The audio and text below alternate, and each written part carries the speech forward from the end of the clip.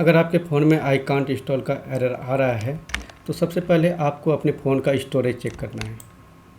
Storage check करने के लिए आपको अपने मोबाइल के सेटिंग पे जाना है।